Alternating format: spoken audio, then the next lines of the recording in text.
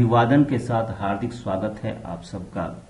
आज BPSC prelims 2001 के geography के क्वेश्चंस प्रस्तुत किए जा रहे हैं जो पार्ट 12 के रूप में होंगे, किंतु 2001 के प्रीलिम्स में ज्योग्राफी के कुल 38 प्रश्न हैं, जिनमें से केवल आज हम 19 प्रश्न को प्रस्तुत कर रहे हैं। अगले पार्ट में नेक्स्ट जो रिमेनिंग 19 हैं उनको प्रस्तुत कर दिया जाएगा। तो प्रस्तुत है ज्योग्राफी का पार्ट 12। प्रश्न 1% अधिकतम वन क्षेत्र है। इसका मतलब हुआ कि प्रतिशतता की दृष्टि से अधिकतम वन क्षेत्र किस राज्य के हैं, राज्य या केंद्र शासित प्रदेश, इसका यह मतलब हो सकता है।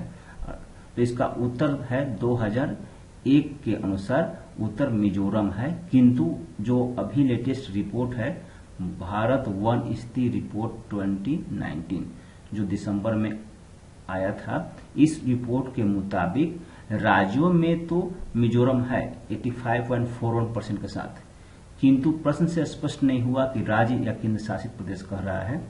तो इसलिए हम जो अधिकतम है उसकी बात करेंगे। तो अधिकतम है 90.33% लक्षद्वीप का, जो आप जानते हैं एक केंद्र शासित प्रदेश है। तो इस तरह से इसका उत्तर हुआ अधिकतम वन प्रतिशत के अनुसार अधिकतम वन है केंद्र शासित प्रदेश को मिलाते हुए कहें तो लक्षद्वीप में, और खाली राज्य की बात करें तो मिजोरम में। किंतु वनों के क्षेत्रफल के हिसाब से हमारे देश में सबसे अधिक वन मध्य प्रदेश में है। ध्यान रखेंगे आप, भारत वन स्थिति रिपोर्ट 2019 के अनुसार बताया गया आपको। प्रश्न 2, गन्ने के उत्पादन में राज्यवार घटते क्रम में है।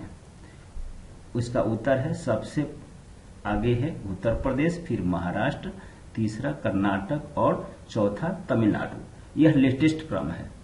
अभी भी उत्तर प्रदेश 1 नंबर पे है, महाराष्ट्र दूसरे पे, कर्नाटक तीसरे पे और तमिलनाडु चौथे पर है।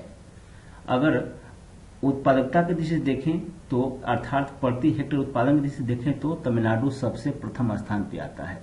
तो आप ध्यान रखेंगे कि प्रश्न क्या पूछा जा रहा है। प्रश्न अगर पूछा जाएगा प्रति हेक्टेयर गन्ना उत्पादन की दृष्टि से प्रथम स्थान पर कौन सा राज्य है, तो उत्तर होगा तमिलनाडु। किंतु अगर गन्ना उत्पादन की दृष्टि से कोई पूछा है सामान्य सा प्रश्न, जैसे कि 2 में पूछा गया है, तो प्रथम स्थान पर उत्तर प्रदेश है। अगर विश्व की बात कर लेते हैं गन्ना उत्पादन में, तो ब्राजील का स्थान पहला है और उसके बाद हमारा स्थान आता है और फिर चीन है तीसरे स्थान पर। प्रश्न 3 पर बढ़ते हुए, किस नदी पर शिव समुद्रम जलप्रपात अवस्थित है? जलप्रपात का नाम है शिव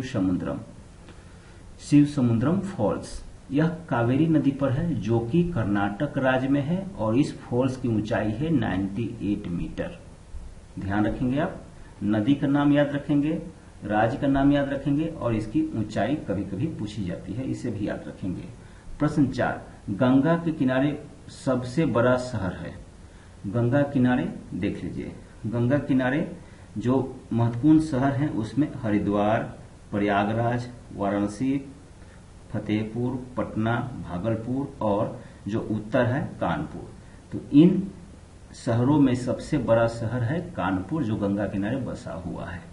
कानपुर की बात करते हैं तो कानपुर को हम बोलते हैं पूर्व का मैनचेस्टर, कानपुर को कहा जाता है। तो इस तरह से गंगा किनारे सबसे बड़ा शहर कौन सा है? कानपुर है। और साथ में ध्यान रखेंगे कि और कौन कौन से शहर गंगा किनारे हैं, नाम लिख दिया है।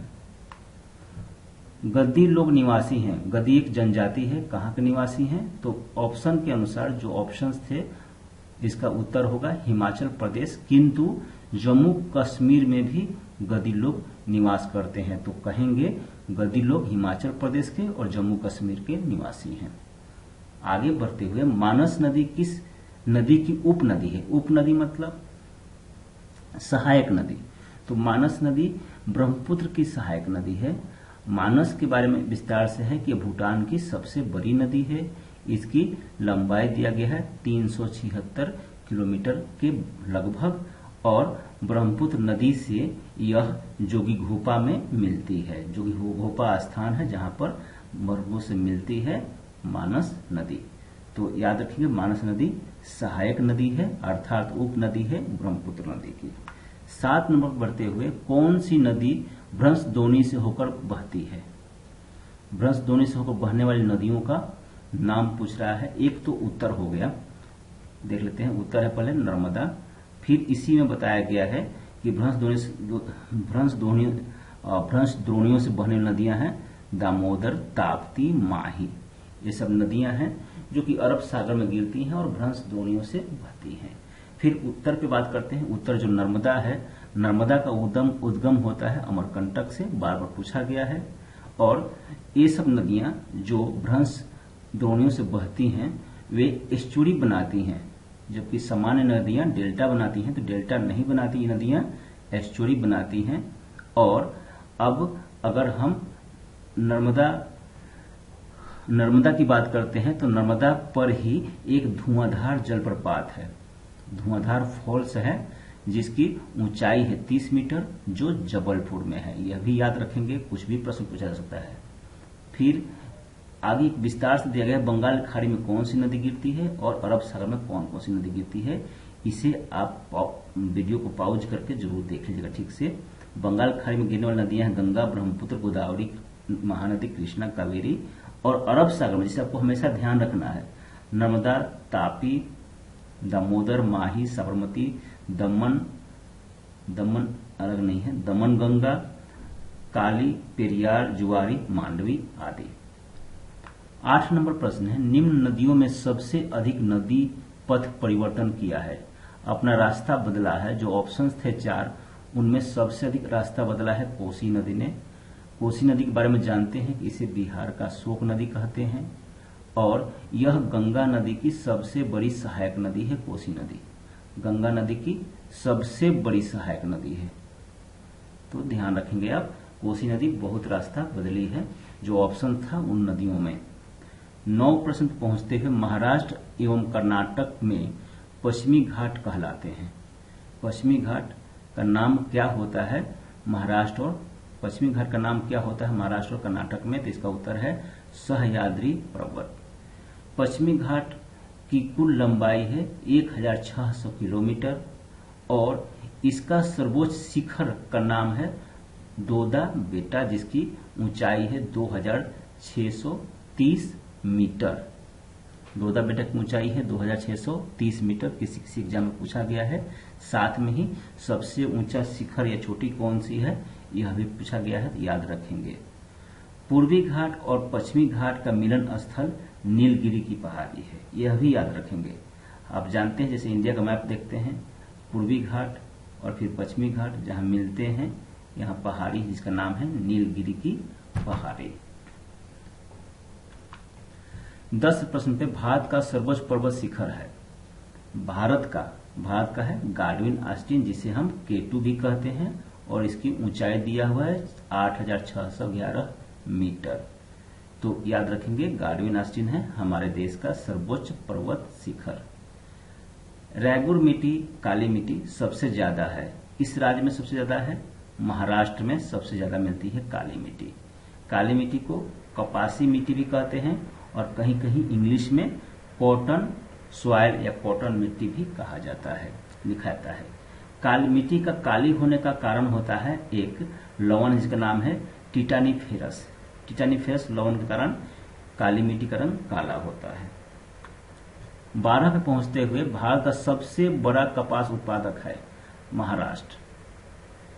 सबसे बड़ा कपास उत्पादक है महाराष्ट्र, यह 2001 के अनुसार है। वर्तमान में गुजरात प्रथम कपास उत्पादक है, महाराष्ट्र का स्थान दूसरा आ गया है, ध्यान रखेंगे। आपने इसके पहले प्रश्न में देखा कि काली मिट्टी सबसे अधिक महाराष्ट्र में है और काली मिट्टी में कपास की खेती होती है, बट याद रखेंगे गुजरात में सबसे अधिक कपास का उत्पादन होता है, उसके बाद स्थान आता है महाराष्ट्र का। अगर विश्व में बात करते हैं तो विश्व में चीन, भारत और अमेरिका मुख्य उत्पादक हैं। चीन का स्थान 1 पर, भारत का दूसरा और अमेरिका का तीसरा आता है कॉटन के प्रोडक्शन में, कपास के उत्पादन में। हीराकुंड बांध तैयार किया गया है, हीराकुंड बांध कहाँ तैयार किया गया, किस नदी पर तैयार किया गया है? इसका उत्तर है महानदी पर। महानदी पर यह विश्व का सबसे लंबा बांध है, सबसे लंबा बांध है हीराकुंड बांध। इसकी ऊंचाई दिया गया है 4801 मीटर, साथ में ही ऊंचाई नहीं, ये लंबाई होनी चाहिए। लंबाई है 4801 मीटर। और पहले हम उड़ीसा का शोक बोलते थे महानदी को, थे, देखिए यहाँ पे थे है, अब नहीं है ये महानदी। कोसी अभी भी बिहार की शोक नदी है, किंतु महानदी उड़ीसा की शोक नदी नहीं है। 14th नंबर, निम्न राज्यों में किस राज्य में जाड़े में बारिश मिलती है? तमिलनाडु में।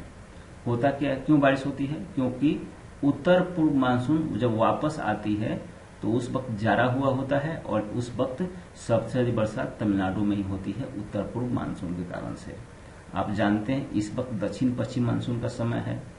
दक्षिण पश्चिम मानसून का समय कब होता है? मध्य जून से लेकर सितंबर तक का जो समय होता है दक्षिण पश्चिम मानसून का होता है। यह मानसून दो दिशाओं में विभक्त होकर पूरे भारत में बरसात कराती है। फिर वापस आते हुए यही दक्षिण पश्चिम मानसून उत्तर पूर्व मानसून हो जाती है और जारी में तमिलनाडु में खूब बरसात कराती है। 15, दामोदर घाटी निगम की स्थापना हुई। इसका उत्तर है 1948 में दामोदर घाटी निगम की स्थापना हुई।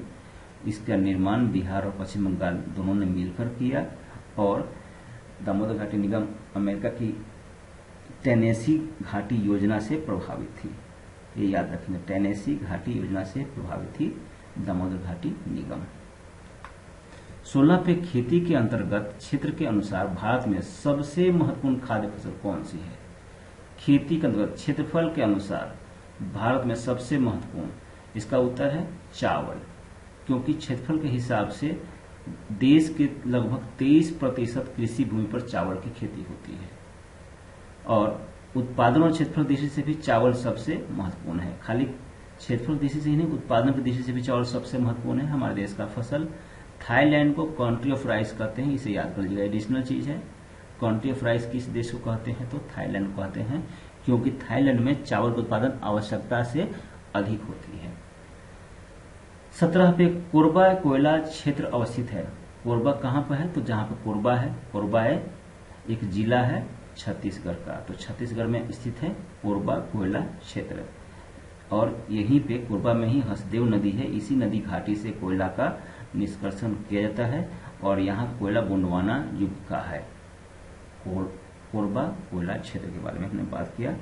अब 18th नंबर प्रश्न होगा, भारत में सबसे पहले रेल मार्ग तैयार हुआ। आप जानते हैं यह 1853 में तैयार हुआ था, लेकिन याद रखिएगा लॉर्ड डलहौजी के काल में तैयार हुआ था।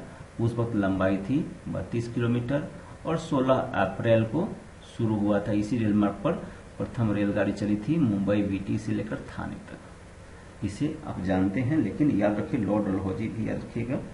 आगे 19 नंबर, इवनिंग स्टार किस ग्रह को कहते हैं? इसका उत्तर है शुक्र को कहते हैं। शुक्र को कहते हैं हम इवनिंग स्टार, हिंदी में संध्या का तारा या भोर का तारा। तो इस तरह से इसे पृथ्वी का जुड़वा ग्रह भी कहते हैं। तो शुक्र का 4 नाम हो गया, एक इवनिंग स्टार, दूसरा संध्या का तारा, तीसरा भोर का तारा, चौथा पृथ्वी का जुड़वा ग्रह। यह पृथ्वी के सबसे निकट है और आकार और द्रव्यमान में पृथ्वी के लगभग बराबर है, इसलिए इसे पृथ्वी का जुड़वा ग्रह कहते हैं। इस शुक्र ग्रह का कोई भी मून नहीं है, मून मतलब चंद्रमा नहीं है, कोई भी उपग्रह नहीं है इस शुक्र ग्रह का। तो दोस्तों 19 प्रश्न थे। वंदे मातरम, जय हिंद।